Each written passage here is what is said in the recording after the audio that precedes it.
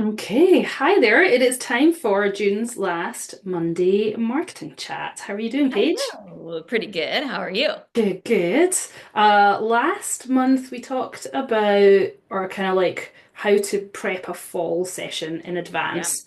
And this time we want to talk about the same kind of thing, but even more specific, which is maybe doing like mini shoots, the different Yeah. kinds of mini shoots you can do, and how to sort of like bun for yourself, how to bundle a whole load of them together so you maximize how many clients you go through, and how to automate all that to make it easier for yourself if you're going to do it. So, Yes.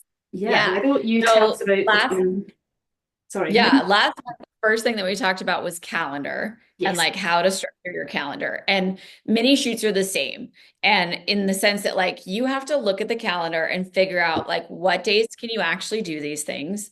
And you have to kind of back yourself into like if you're doing a Santa shoot and people want these photos back for Christmas, how long is it going to take you to get them done and deliver them to your client so that they actually get them by Christmas? Because for me, I always find when I do that backward math, I realize I need to do them way earlier in the season than I think. Yeah. So really, I need to do those sort of holiday sessions like the first week in November is usually when I do them. And that allows me, because I'm IPS and people are coming in for a preview session and seeing everything, they need to pick their images and then I need to edit them and then they need to get them back. And so that process can be a little bit longer. And depending on how you do things, it might be a shorter turnaround time, or maybe it's longer because you take longer to edit. I don't know. But you need to consider all that when you're planning those dates. And then also booking around those other fall sessions. So Mhm. I wanted to record these, I wanted to do our last Mondays in this particular order because for me, I would much rather book full sessions. I don't Yeah. like mini shoots. A lot of photographers love them and it's their bread and butter and they have they always plan a ton for fall. And if that's you, that's awesome. And you probably have this all worked out and you don't need to listen to this episode. Skip this But one. that's not me. But there's been ways in the past that I've done mini shoots and they've not gone well. And I have found a way that I do like them and they work for me. So we'll talk about that a little bit more in a second. But Mhm. um, I find that my biggest priority is booking those full sessions. And then once I've gotten into that booking process, I can kind of see like, do I have a lot booked? Am I already pretty full? And if that's the case, I maybe don't do minis that year. Mhm. I almost always do. I get conned into it. I talk myself into it. But Well, and last time, you and could do less. yeah, like last time, if you haven't watched it, you might want to go back and watch May's. But in May, we talked about that sense of deciding how much you wanted to make for a Yeah. period of time. And I'm going to guess, but I don't know, that minis are probably a little bit more of a hassle and you make less money off them as a photographer, right? You're getting less bang for your buck, so to speak. Yeah. So you don't want to fill up on those. Like fill up on the snacks instead of the main courses, right? Yeah. But also, if you've got enough main courses to do you, then yeah, like maybe you You don't don't need need, it. or how many mini sessions are you actually talking about that you need to fill your calendar? Because I feel Yeah. like you've mentioned to me before, in fact, I think we've talked about it on last Mondays, that you had like a year or two where you made amazing profits, but you totally burnt out and you were like, in retrospect, I wish I had, like, I took a lot of clients and made a lot of money, but it was too much. Yeah. Yeah. And like thinking all those things through. So like, for instance, when I used to have a business partner, I mean, this is probably like 2018 that this happened. We decided that we were going to do this like mini shoot day and we were going to have 16 spots available and do like you would go over to one station with her and she'd take pictures in this one area and then you'd come over and do pictures with me. So you got two different photographers and I think we had a hair and makeup lady that was like doing touch-ups and so we had this whole thing It's a planned. lot. And it was going to be great, right? We booked out, we didn't charge nearly enough for it, so we booked every slot and we looked at the weather and it was going to pour Ugh. that day. And we were like, what do we do? Yeah. Because we had booked it like I think it was like the third week in October or something like that. And in Boise, you like hit this wall where it's like beautiful, beautiful, beautiful, not nice at And all. it And then doesn't get nice all again. like it gets rainy and then all the leaves fall at Yes, once and then it's gross. it's And done. like it's done. You're done. So that's what happened. Usually the third week in October is the best weekend, Mhm. not this year. And we just screwed ourselves because we had booked so many clients for Oh, that one day. We didn't have anywhere to move them to, and we hadn't charged enough money. And so we ended up keeping the photo shoots going. We did them despite the rain. And we encouraged everyone to like have fun with it, bring your raincoats and umbrellas and rain boots, and let's let the kids splash. We tried our hardest. yeah. They were not great. We had, I think, 5 or 6 that we ended up doing reshoots for. Mm. Like it was just a And nightmare. that's a time and money suck because I'm gonna guess maybe you had to bring your makeup and hair people back to like do We reshoots. didn't for the reshoots, but yeah, I mean, the whole thing was just, Yeah. it was not great. And like, because we were charging the one low price, like Hmm. we ended up doing reshoots for people, but like almost as like it's not like we were smart enough to stack them all and do like, okay, this is our reshoot day. Now, if you want to reshoot, this is the day. We didn't do that. They were We took them coming. all one by one and like did full sessions for them basically, which is Oh, just wow. stupid. Yeah. So there were so many mistakes made that year. Learn And from Paige. yeah, there's there's so much that goes into mini shoots that like you kind of have to learn as you go. And when you Mhm. do it, you figure out because I know some photographers can do mini shoots literally all day long and be like, that was awesome. And they're just charged by it and super excited to work with that many families. And it's great for them. And they make a ton of money during the fall. But like I have found for me personally that 6 is my max. Yeah. Like I can't do more than 6 sessions. I am just mentally drained. I don't have the same energy going into that last session. I'm just done. And I also find that I need a break in between them. I Mhm. can't do 6 without something in the middle. So I like to do like 4 in the morning, then have a lunch break, and then do like 2 Yeah. more or like 3 and 3, whatever. And I'm But like, also imagining if you did that on a Saturday and a Sunday, like you might, like maybe you can't do six again on a Sunday if you've done six no. the day before.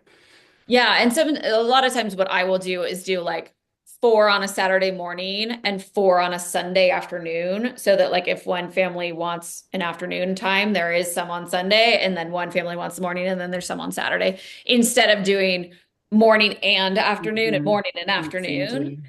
Obviously, like I'm filling less spots that way than a photographer that's doing it all day long, but I just know for my own mental health that I can't do that. Yeah. And like, studio managers and assistants are exhausted and like everybody's done. Mhm. Like we're Well, and I think a lot of this is a sort of you have to try it and see, right? Because if you're the kind of yeah. person who's energized by mini shoots, maybe you want to do all of your sessions that way. But this is, we talked in May about that sense at the end of of the season of fall, reflect on what happened. Did it work? What went Mhm. wrong? Why did it go wrong? What could you do better next time? Kind of the things our kids get taught in Yeah. school now, right? So, if you do a Yeah. season of mini sessions, what do you learn about that from yourself? Did you learn that you can do 12 without stopping and you come out of it and you feel amazing? Does that happen, but then you never get to editing the images because like actually that's your really hard bit and now you're Yeah. overwhelmed by how many like images you have to process. So kind of reflecting on what works for you and doesn't work for you is like always going to end up being the most important thing. But Yeah. some of this you can sort of guess, right? Like I'm going to guess that you always knew that mini shoots were never going to be your sweet spot. Yeah, I mean, I mini shoots were kind of like one of the very first things I did. Like way back when my first son was a tiny, tiny baby, you and I were in a mom's group together. And there was, I don't know if you remember this, maybe this was before you moved to Boise, but there was this mom that had cancer. And so we decided there was this other mom in the group with me that she was also a dabbling photographer. And I was a full-time retoucher at the time. So I was not doing photo shoots. And the mom that had cancer, like, had all these bills and stuff. And we were like, what could we do to like try and make some money for her? And so this other photographer and I put together mini shoots and did a ton of photo shoots for like $50 Hmm. and donated all the money to that mom. And so I did that like 3 or 4 years in a row. Like it was quite a long time. And I got really good at family photography because of those mini shoots. Yeah. So I actually like think it's a really great way for like newer photographers to get a lot of experience very quickly because you have all these different personalities and different types and you're having to like go through and like figure out what poses work the best and use them quickly and where's the best lighting and all that sort of stuff. And so you learn really fast when you get that many That's true. opportunities back to back to back. But I did learn that it's not the way that I like to work. I like to have more time with my clients. I like to like I, some families are like, "Oh yeah, my kids only have a 15-minute attention span and so does my husband and so we really just want to do a mini shoot." And like that's fine. You can get great photos during a mini shoot, but like my own personality is I like to spend that first 15 minutes just kind of like hanging out and like getting to the right location and letting kids like relax a little bit and like starting to play. And so like I find that my own personal photography style works better in a slower method where like almost always my favorite shots are at the end of our hour, Yeah. not the first 15 minutes. It's not like I think it would be different if I was looking at all my photo shoots and going, why am I doing the last 45 minutes of this hour? All of the best shots are in the first 15 minutes. That's Yeah. not how it is for me. But like I said, like every photographer is different. Yeah, So yeah, and learning your strengths and weaknesses, I think, and sometimes you yeah, cannot learn that till you do it. So it might be that you just have to yeah, try mini shoots, see how they work for you. But I yeah, think the key thing that I think about is because it's just more condensed, you're doing more of them generally in a day, right? You're probably not yeah. going out and doing one mini session in a day. No, no, no. Then the You workflow. shouldn't. If you are, don't do Yeah, that. but like, well, and it might work for some people, but ideally, if you can pack more in, better, right? Yeah. But like, once you've decided that, once you're like, oh, this is a project, it's a Santa thing, so I'm going to set a space up and it's going to look like get ready for pictures with Santa, in which case, why not put 10 through rather than one through it? Um, the more things that you can repeat and automate, the easier your life's going to be if Yeah. that's the model you're going to try or that's the model that you really want to run your whole business on. Yeah. And I think that some of those things that you need to determine in this early stage is like one, like what day, like obviously we talked about the calendar. Like, so we're gonna figure out like, are we doing this on one day? Are we doing it on 3 days? Like, how many days are you offering this thing? How many slots are you offering and how much time in between them do you have? That was one big thing that I had to learn how much time I needed. Mhm. One for the next family to like turn over.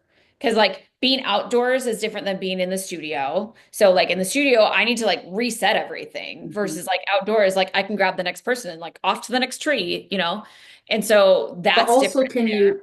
can you see them? Are they in the background as you're like taking the images and that kind of like maybe is a pressure that you don't want? So do you need Yeah. a buffer between each one so they're not kind of Well, lined up waiting for you? but also, the other problem with not having enough of a buffer is when a family is late. Yeah. Like, I have a lot of stuff in my messaging to my mini session clients about being on time, be on time, be on time, be on time, because you do have that next family, and it's not fair to the next family to go into their time. And so, you do have to be really strict and very clear with your clients in that communication of, this is how this is going to work. And if you show up late, you're cutting into your own time, not the next Someone else's family's. time. And I think So, that's we talked a little bit in May about these kind of boundaries. Like so even setting up a calendar means it's my business, my rules, here's the times I offer, rather yeah, than, oh, when could I do some photos for you? And that's I think the same with setting your client expectations. If you just need to be clear, maybe they don't know yeah, you have someone, maybe they think they're the last one in the day. They've never done a mini shoot before. They maybe think you're the only person they're going to see. So if they're yeah. 10 minutes late for their 15-minute appointment, it No big doesn't. deal. But Yeah.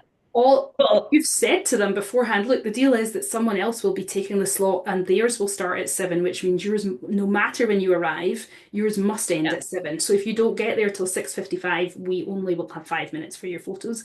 And I cannot yeah, offer a refund in that situation. Like then you've just made yes, clear to them what the rules are so that if they break the rules, everybody knows they were the ones that broke the rules, as opposed to you yeah, trying to impose that after the fact and then being like, I didn't know. I would have gotten here 10 minutes ago if I'd known, yeah. and being on Well, that. and like the other thing with the buffer time for me, like you said, like if you have this family waiting behind you, like for their turn, my studio doesn't really have like a good waiting area because it's really small up here. And so if another family comes up, it definitely feels like that to have Hmm. somebody. And because you've sent out all this communication to not be late, They're a lot of early. families do end up arriving early because they Yeah. don't want to be late. Oh, the instructions said to not be late. And so we're here early, which is all well and good if you have a buffer time. Hmm. So like I find that like a 15 to 20-minute buffer is where I like it. A lot of other photographers will do like 5 minutes Hmm. and stack them like crazy, but I don't want somebody sitting there waiting. So I'd rather allow my like this is my 15 minutes of shooting. This is the 10 minutes for that family to get their stuff and get out the door. And this is my 10 minutes to like breathe or that new family has come in and we're getting ready. Now I'm doing that 15 minutes with them. So that's how I will do like the breakdown of my day so that I make sure that I have enough room for those factors. You know, like you have to figure out all those little details of like, and even like with outdoor stuff too, like depending on your location, are people going to be able to find you easily? Hmm. Because sometimes that buffer time is like not necessarily their fault, but like if you didn't communicate the location very well and they got lost Yeah. trying to find you in the field or at the Right. Christmas tree farm or wherever they're meeting you, then like that's kind of on you Yeah. because you didn't explain it well. Or like, here's another thing is like, you can't really very easily, if it's just you shooting, answer your phone in the middle of somebody else's mini session to tell Yeah. someone where to go. Yeah. Yeah. So another reason to have a buffer, but you know, everybody, Or some kind of assistant, and who that assistant is, it yeah, could be like a formal, like studio assistant, like you sometimes have. But it could be a friend as you're figuring it out, or a kid or a partner or whatever that might be. Like if you want them to wait in a parking lot because you're going to be in the middle of the field, should you plan that so you have someone to accompany them and walk them out when it's their yeah, time? These are all the things that you need to anticipate and think about and not leave on them because you're right, that's really something that you should consider and provide because it might just sound like a little thing right now, but if you have seven back to back and they all have this problem, like you're going to spot very quickly that this is a you problem. yes. Yeah, well, and it is nice too if you have an assistant and you are running a few minutes late that they can like text your next client and be like, "Hey, we're just running about 5 minutes behind, but don't worry, we're not eating into your time. We're just shoving everyone 5 minutes, pushing everyone 5 minutes." Or even just chatting to them if it's a waiting time, Yeah. so that they're not standing like watching and potentially like getting in your shot if it's outside or something like that. Like Yeah. just kind of hand holding from one to the next. Yeah. So let's talk about, okay, so that's like all like scheduling stuff and just being cognizant of all the issues that can arise with scheduling. But like I think that another thing to discuss is like what types of mini shoots and the fact that like during the fall, there's so many opportunities for different session types. And I find that if I offer multiple, I book easier. And when it's Mm. specific, I book easier. So like if I book family mini shoots, like I might book half of them. Like, I don't know. There's no like unless it's like a client that just loves my work and like wants to work with me again or a past client, like they'll book those sessions. But like a random person that doesn't know me is not like intrigued by that because every photographer under the sun and a bunch of people that aren't really photographers but want to make a little extra money book mini sessions in the fall. So like I said, like I like to limit my mini sessions in the fall anyway because I want those clients that are like past clients to come do a full session with me. So I want to encourage that first and foremost. But when I do mini sessions, I always have some sort of like holidays in the studio and like here's what it's gonna look like. And I like have like my setup or, like a lot of photographers will do like Santa sessions and they'll have a day where Santa comes into the studio and they do milk and cookies and hot chocolate or whatever with the kids. There's like the sunflower fields, like I talked about in May, we were, saying that like if you have a specific spot in your town that has like flowers that bloom at a particular time of year, or a Christmas tree farm that's super cute and adorable, and like you can do mini shoots there, you can book those things and then have that as like, this is why you should come do this thing with me. Mhm. That's how it gets people in the door because there's only so many available. It's only this day, Mhm. and there's no Well, other and opportunity because the sunflowers are gone after right. that. And also they can picture what it is you're offering. So Mhm. fall photos might be that if they incredibly value having family photos and know that's what they want, then yes. But if they're kind of on the fence or they don't really care, or if the fall got away with them and they forgot to take images, they're like, oh, okay, we'll do it next year, never mind. But if you say, how about some pictures with Santa? And you can put that, and the images will be back in time for Christmas cards, say, or however you do it. Yeah. now they have in their mind, oh, now I have knocked Christmas cards off my list at the same time, and it's a little different to everybody else's. And, if you can help them picture what you're going to give them, then that's Yeah. generally going to be better than just a vague, would you like to work with me kind of question. Absolutely. Yeah. I mean, like, and you don't always have like example images from that exact setup, especially if it's like the first year you're doing it.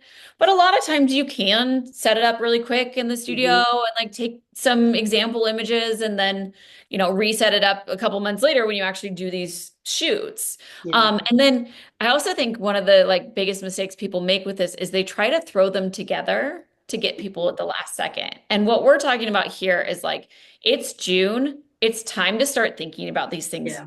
now for fall shoots because people need to know about them sooner rather than later. And whenever I do something like this, I will send that out in like my emails, my newsletters, and say, like, hey, we're booking fall, full shoots right now. And then like the next email might be like, this coming fall, we've got sunflowers in September and we've got holidays in the studio in November. Like, which one will we see you at? Or like, I don't know, whatever.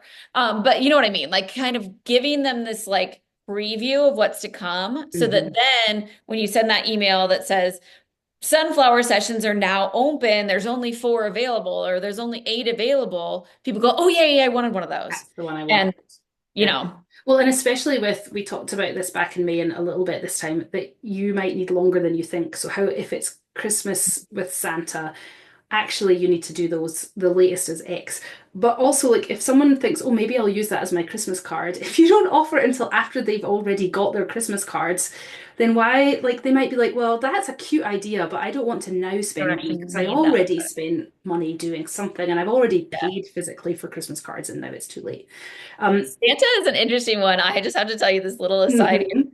I interviewed a Santa one time and he came to my studio like in June and he had like this scraggly brown beard.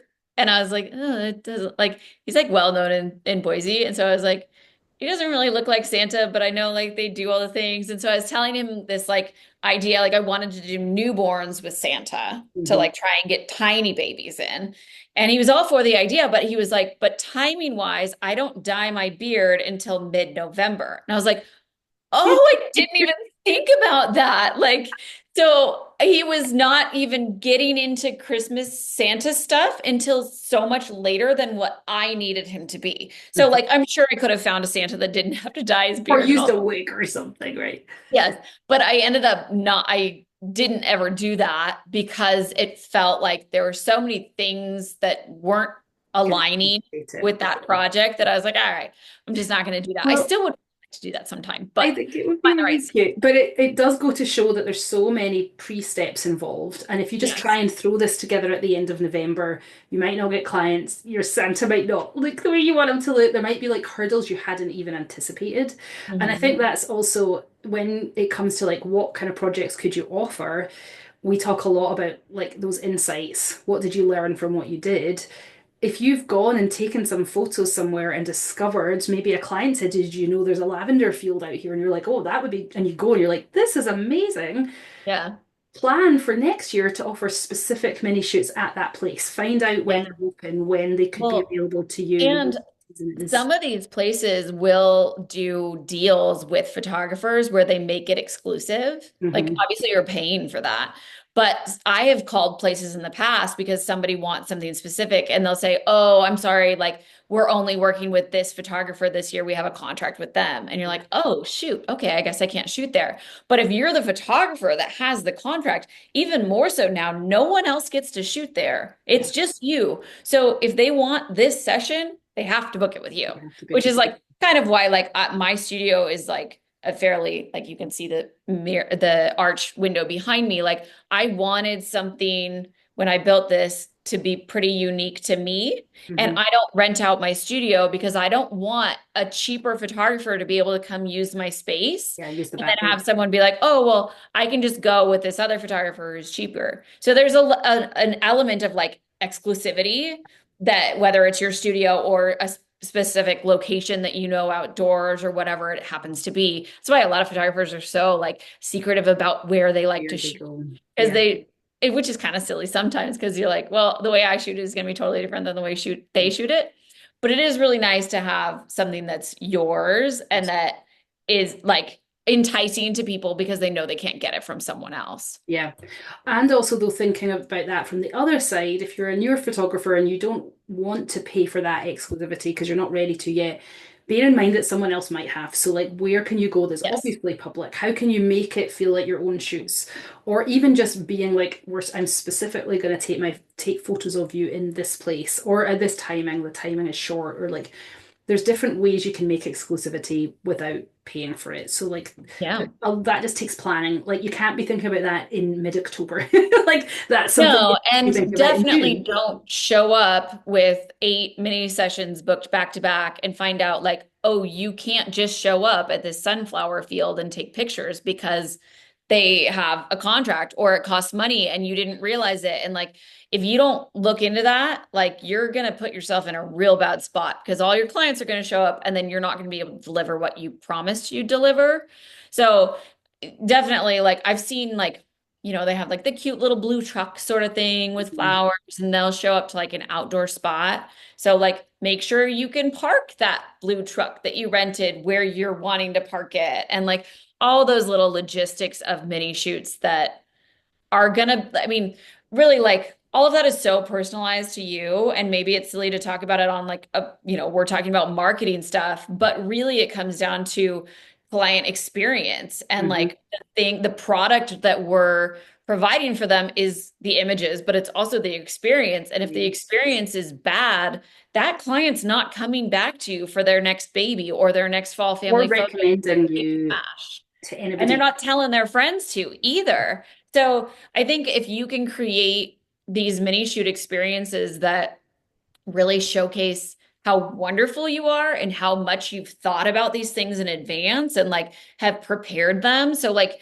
my client communication for a mini shoot is just as extensive and robust as someone that's coming to me for a full 3 hour newborn shoot. Like I want them to know what to wear, where to go, what time to show You're up, gonna what still need to to know bring. all that stuff. That's not different than the length of the photo shoot, right?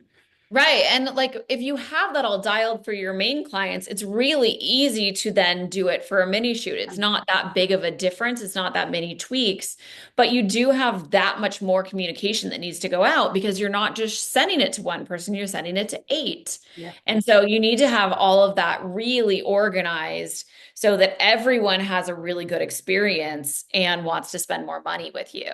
Yeah. And on that note, like, mini shoots are so controversial, I will say. Like maybe that's not the right word for it, but like they're polarizing Yeah. because some photographers are gung-ho mini shoots and they do them for really cheap and they do a ton of them and that's how they make their money is at bulk.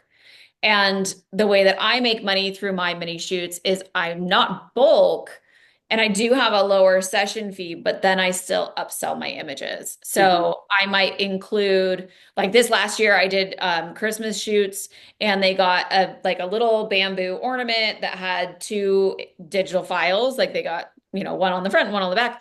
And they got those two images. And then if they wanted more, they could buy more. And there was a special digital rate last year but they weren't obligated to. Everyone bought Yeah. more, like Yeah. everyone does. But it also, like in structuring it like that, allowed me to know how much money I was making for sure with that session fee. Like, no matter what, I'm going to make 10 grand or 5 grand or whatever from just people paying those session fees. And then hopefully and probably everyone will upgrade and here are my packages. And so if this many people upgrade to that one and that one and that one, you're going to make more money that way. So whether you're doing it, in person where you're showing everyone your images or you're sending them a web gallery and allowing them to pick that way, you can make more money off those mini sessions by allowing people to buy more images Yeah. than, like, I mean, no one's just taking 10 images. Like, even in 15 minutes, like you can do a full gallery in 10 minutes. It's really easy. So I think that a lot of photographers sell that a little bit short because Mhm. they are just doing like all right, you get 5 images, here they are. That's And the end. that's the end.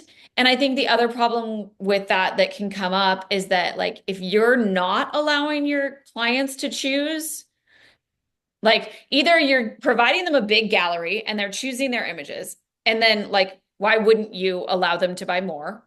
If you're only saying like, oh, you get five, pick five, and then they're like, but there's 40 here and I want to buy So 20. hard to decide which Like, why five would I you want. not allow them to buy more? Or you're only sending them five, in And which you're case picking. you're picking, and are your clients going to be happy with those five? Yeah. Not always, because I have found over the years that like I think I know what are the best images from a session, and I'm like, oh, it's these ones. Hmm.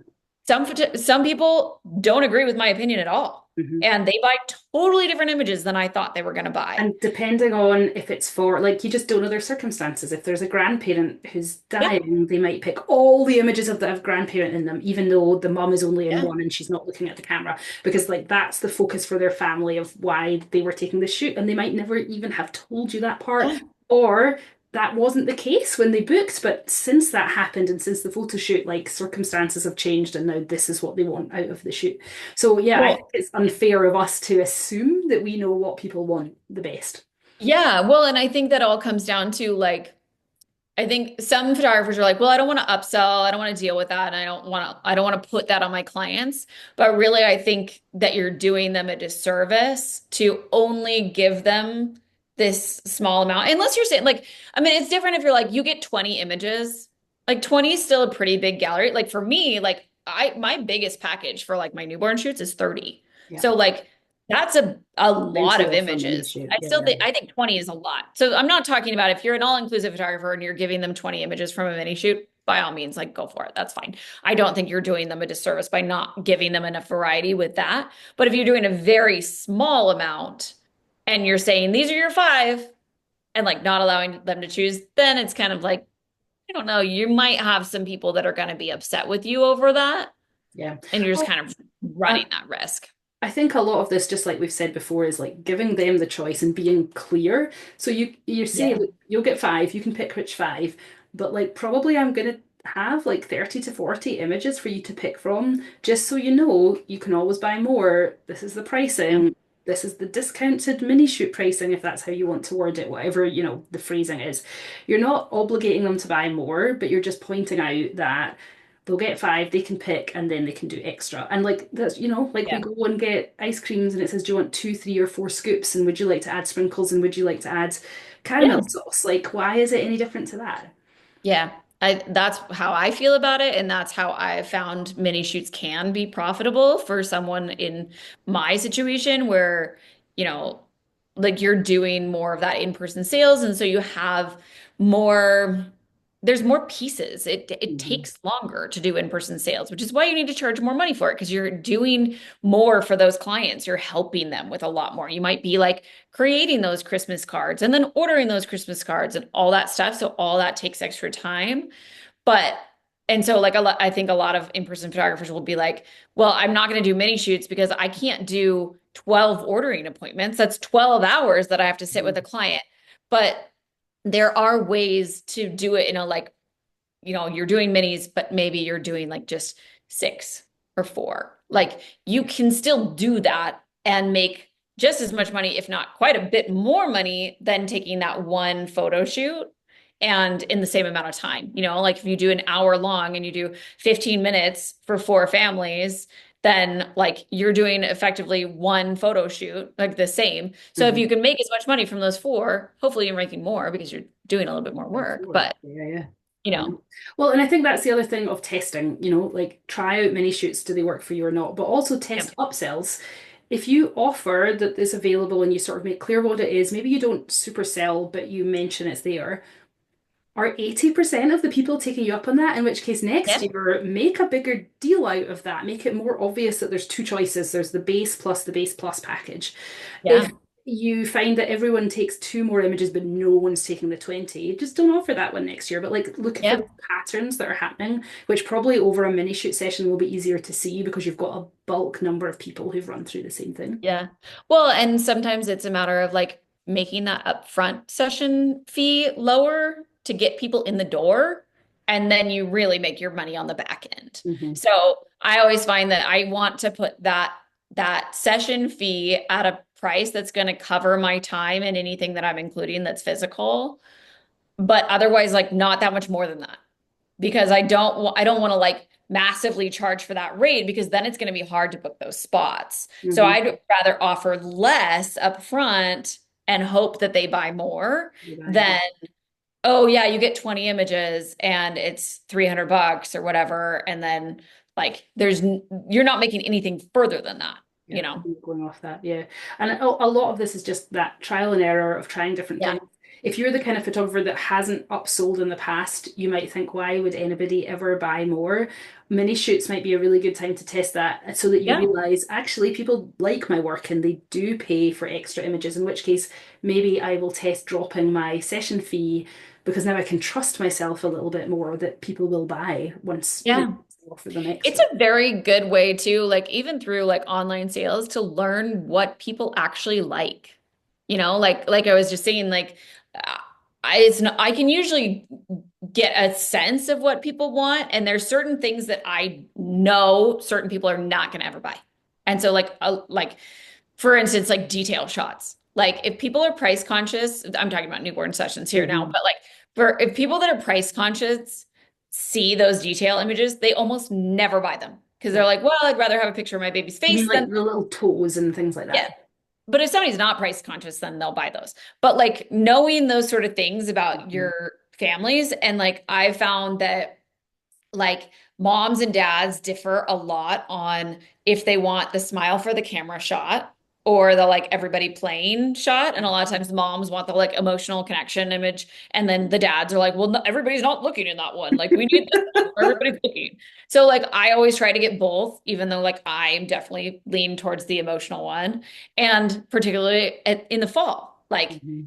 you might not do smile for the camera photos normally, but in the That's what fall, they you need. might want to do more of that because people are specifically looking for the image to go on their Christmas The card. Christmas And I shot. call it the grandma shot, where everybody's looking at the camera and smiling because that's what grandma wants to see. Yeah. And so your shooting techniques might change after you've seen what people are actually buying. Hmm.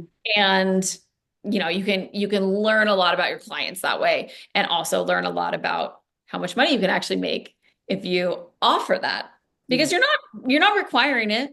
It's Hmm. not like you're saying like, oh yeah, nothing's included. Right. So and I'm not going to tell you that until you like come to order and then I'm going to slap you with this like huge fee that you have to pay if you want your images. Like that's not what we're talking about at all. Yeah. We're talking about giving them a certain amount for the session and then giving them that option, no For obligation, extra. Yeah. and telling them what that extra cost is upfront so they know if you want extras, it's $100 an image or it's $100 for 10, whatever your price, Just whatever like the it could deal be is. just minimal or it could be a lot, but like they need to know what that I is. mean, this is like being in line for the ice cream store. Ask me why I know this. We just did this. Mhm. And it says sprinkles plus 50 cents, right? Like they're not Yes. hiding how much it's going to cost for the sprinkles. And the sprinkles are on the bar there. And it tells you on the menu how much it'll cost. So you can decide, do you want to Right. upgrade to the waffle cone? Do you want to Guac is extra. right, guac is extra, exactly. So we are used to everybody, and that's I think what's easy to forget when it's your own business. Everyone is used to this model of an Yeah. optional upsell, but the key is that it's not hidden. Well, that's when we start to feel like sleazy about it, is if it comes and we didn't know about it. So it has to Yeah. be on the menu as you're in line waiting to pay, and then you know that the guac is extra and you can order it if you want it. And we all Yeah. do that from time to time, is do that upsell. So why should we not use that same model? And remember that your audience, your clients, are used to that model too. So it's easy for them if you tell Yeah. them this is a choice you can make, and here's all the details about what the choice involves. Yeah, and I think that one other thing that we kind of touched on a little bit, but like when you're communicating about your mini sessions that are coming up and stuff, you do need to really talk about that cancellation process Mhm. and like what does it look like, particularly for outdoor sessions? What happens if it rains? What are your policies there? What happens if they have a sick kid? Like all those little things that can come up Mhm. need to be in that communication at the beginning Right. so that you can protect yourself and protect them and make sure everybody knows all these things, pricing and locations and And options if there is an issue. that's why the emails that you send really have to be just as many, about just as many topics as for Yeah. the whole client, right? Because you do need them to know the expectations of timing and delays and cancellations and when do you get your money back and when do you not. Like, yeah, Yeah. especially if you're multiplying this by many people, you don't want to have to finish your mini shoots and be having like four different calls about people who didn't show or trying to reschedule. Or do Mhm. you take reschedules or do you say, look, it's a one and done. I only Sorry. have these 2 days. Yeah. If you have a friend that Maybe can use there's it. right, maybe there's a cancellation option, but you Yeah. can't reschedule, or maybe there's not, and there's no reschedule either. All of that is put it on the menu and make it really clear to them. But it Yeah. means thinking about that and writing out your workflow of what you need them to know. Quite we when we figured this out is we made the templates for it. Well, and before we made the templates that you can buy that show you this workflow, it's really based on your workflow. So Mhm. when we were figuring yours out, we worked that backwards, right? Like, what's the things we need them to know on the day? Okay, that means that before the day, they need to know this. The bit about clothes and what to wear needs to come at this point because they're going to start to think about buying and where do they need to Mhm. get clothes from. And the bit where we talk about cancellations needs to come here. So you have to Yeah. kind of like work backwards. What are all the expectations that you have of your clients that I wish they'd known this. Anything where you go, I wish they'd known this is something that really it was on you to tell them before they got there. Yeah, I think you can like even sit down and make a list of like if you had a dream client for these mini shoots, what would that client do? Like they would show up on time. They would show up with no one sick. They would show up with, kids that have napped and have had a snack and haven't been promised ice cream after they're done. And, know, all the things that like seem silly, like write them all down and then Mhm. make those your policies. Yep. Like this is what I'm expecting from my clients, and this is what you can expect from me. Yeah. Like, this is my promise to you, and this is what you're promising to me by signing up for these photo shoots. Yeah. I Because a think basically contract that's works what it both comes down to. ways. And if you don't have a contract, ideally you want a contract in place. I will say that as if the more that if you don't have a contract yet and you're thinking about it, but you're going through a season of not, having written documentation about what you've talked about and what each of you have agreed to, it may not go all the way to a contract. It's going to go more than nothing. So the more you can have that you've written Yeah. down what your expectations are, like the clearer it's going to be who's at fault if you get into a difficult situation. So like we often say, use a payment processor, please use a payment processor. But like if you're planning to collect 8 checks off people on your mini shoots, like what's the chance that 8 people are turning Yeah. up checks? And if they don't, are you going to go ahead? Are you going to say, no, sorry, I Yeah. can't run this mini shoot for you because you didn't bring your money? Are you going to chase Yeah. them next week? Like, what are you going to do if people don't turn up with their checks? And tell them that, whatever that is. Um, I mean, don't tell them if you're Well, going and you to need fail to to. collect that amount. I mean, you should at least collect something up front because otherwise you're going to have a ton of no-shows. Hmm. Because if they have no skin in the game and they're just supposed to pay that day, like this is real, like you can't do that. Yeah. And you don't want somebody to book that spot and then be like, oh yeah, yeah, yeah, I forgot to pay that, I'll pay that. And like now we're up to the shoot date and like they still haven't paid. Like, are they showing up? I don't Hmm. know. And I didn't have enough time to fill that spot now that they've blocked off.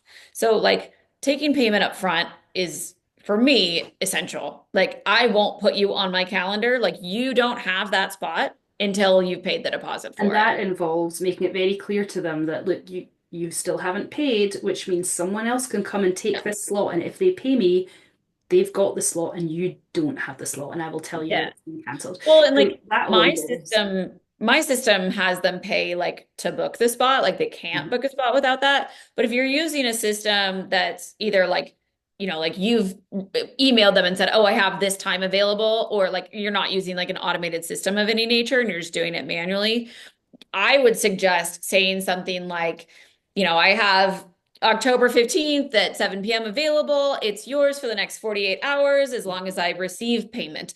After that point, it will be released back into the public. And if someone else books it, I'm really sorry, but like, give them a time period so that they know and like bold it and highlight it and be like, this is only available until you've secured your spot by paying this amount. Like Exactly. Like essential. Well, and I think that's where we were going to mention that there's a whole load of emails that you can send in the process of setting these kind of things up that we have available if you would like Yes. to skip that part, or if it would help to look at how Paige runs her workflow. You can adapt what's in the templates to your business, but sometimes it helps not working from a blank page. Or if you don't have a great workflow yet, it allows you, I mean, you're basically buying Paige's workflow as well as the emails that document the workflow, so it's a kind of two for one thing there.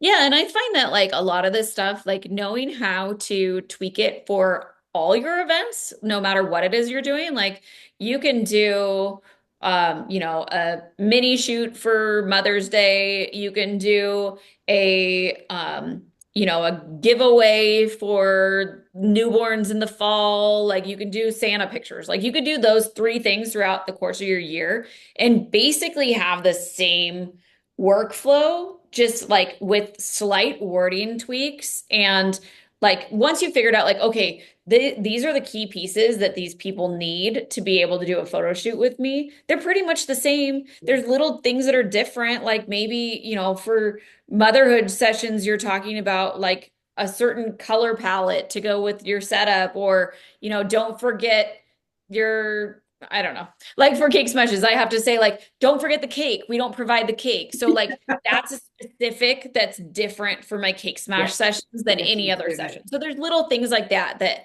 you can call out and be specific about.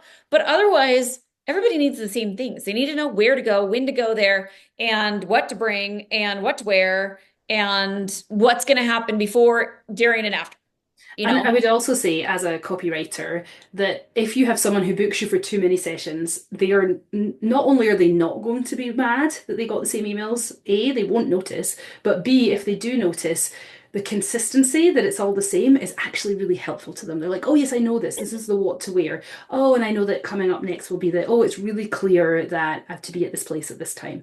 So Yeah. that consistency of your business sending the same emails in the same process is actually incredibly helpful to your clients. Yeah, I mean, I think about it like in terms of like, so my dentist sends the reminder email or reminder text, like, hey, you have an appointment coming up. They send it a week before. Hmm. And it always annoys me because I'm like, this isn't helpful a week Hmm. before. Like, it is a little bit because it's like, oh, yeah, I have a dentist appointment next week. But I also need one the day before Hmm. I because get that one from my dentist. well, my But I know what dentist you mean. doesn't It's send like, the one the day before. They only send the one the week yeah, before. And I'm it's too always like, long. oh yeah, shoot, I forgot about my dentist appointment. And it always baffles me because I'm like, no, no, no. Multiple reminders is good. I don't know if they don't want to annoy people or what, but Mhm. I prefer more reminders about things than less. Because if I know about it and I'm aware of it coming up, or whatever it happens to be, even if it's like an invoice or Yeah. like something that like I say, like, I don't want to get a bill. I don't want to have to pay that bill. But like I also don't want to forget about that bill. Hmm. So That like I can be don't fun. mind seeing that email like, hey, don't forget, this is due soon. Mhm. Like it's Well, and helpful. It's to talk to the consistency, my dentist sends me a text reminder the week before. Great, you double check that nothing's changed on your calendar. And then they send a text reminder the day before. And I always have my dentist appointments at like 7 in the morning because I try and get it done before the kids' school. And the last time I had one, they hadn't sent a reminder the night before when I went to bed, and the appointment was at 7:20 or something. And I was saying to my yeah, husband, God, does that mean that that appointment's not happening? Like, should I get up and get organized? But I haven't had yeah, the reminder. So, like, did I get that wrong? Did it somehow cancel? And the reminder came in at 6 a.m. the next morning, and I was like, I was able to check. Oh, good, yeah. But because I'm used to their consistency and I appreciate it, I noticed when it didn't happen that way, and it made yeah. me concerned that something was going to be different about the appointment. Yeah. Yeah. I mean, I think the more emails and text messages reminders for what the expectations are and like because you never really know. Like our CRM says when somebody's opened an email, but I've found that either people are lying to me, which is entirely possible, or there's something wrong with that thing that says that it's been read. I don't know what it Well, bases and that off of. So Not like that we maybe like necessarily an need to. automated system that's like marking it as red I or mean, whatever. nowadays, the way that Apple iOS works is that it shows you that it's open because they open it for tracking purposes, but the person hasn't opened it. So Yeah. nowadays, open rates mean almost nothing because you don't know whether Yeah. the person opened it or not. Well, exactly. So like I find like I'll look at that and be like, "Oh, they opened it," but like I haven't heard from them. So like I don't judge anything based off like, "Well, I sent an email, so they obviously know." Hmm. No, I assume that they don't know. And so I have those like backup reminder emails and like follow-up reminder emails, follow-up text message reminders because I have never had anyone get mad at me for reminding them of Hmm. what they're supposed to bring, No, you know. not at all. Usually, we're pleased to receive it.